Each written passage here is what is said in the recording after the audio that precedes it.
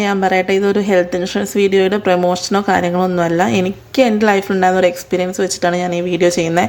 കാരണം കഴിഞ്ഞ ദിവസം എനിക്ക് പനിയായിട്ട് 2-3 ദിവസം ഹോസ്പിറ്റലിൽ അഡ്മിറ്റായി. അപ്പോൾ എനിക്ക് തോന്നിയ ഒരു കാര്യമാണ് എനിക്കിതിവിടെ പറയണം എന്നുള്ളത്.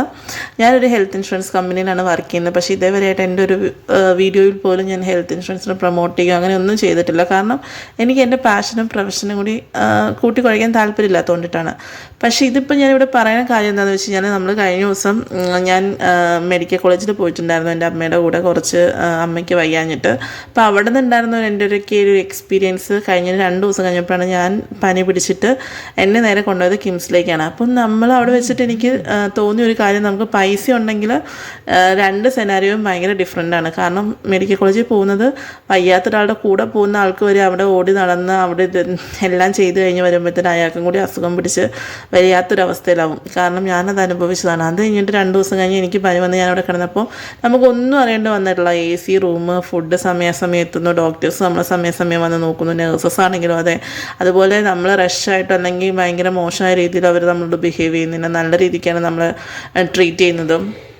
അപ്പോൾ എനിക്ക് തോന്നിയൊരു കാര്യമാണ്. കാരണം നമ്മളെല്ലാവരും ഒരു ഹെൽത്ത് ഇൻഷുറൻസ് എടുത്തിട്ട് കഴിഞ്ഞാൽ, ഇപ്പോൾ ഞാൻ തന്നെ നോർമലി ഞങ്ങളെ മെഡിക്കൽ കോളേജിൻ്റെ അടുത്തായത് കാരണം നോർമലി എല്ലാത്തിനും മെഡിക്കൽ കോളേജിലേക്കാണ് പോകുന്നത്. പക്ഷേ അവിടുത്തെ എക്സ്പീരിയൻസ് കൊണ്ടിട്ട് ഞാൻ ഓൾറെഡി പറഞ്ഞു എനിക്ക് അങ്ങോട്ട് പോകാൻ പറ്റത്തില്ല. അങ്ങനെയാണ് നമ്മൾ കിംസിലേക്ക് പോകുന്നത്. അപ്പോൾ ഇവിടെ പോയതിൻ്റെ മെയിൻ കാര്യം എന്ന് വെച്ചാൽ നമ്മുടെ അടുത്ത് അത്രയും പൈസ എമൗണ്ട് എടുക്കാനില്ല. പക്ഷേ എൻ്റെ അടുത്ത് എനിക്കൊരു ഹെൽത്ത് ഇൻഷുറൻസ് ഉണ്ട്, പേഴ്സണലി പറഞ്ഞുകൊണ്ട്. അതുപോലെ തന്നെ കമ്പനി വക നമുക്ക് ഗ്രൂപ്പ് ഇൻഷുറൻസും വരുന്നുണ്ട്.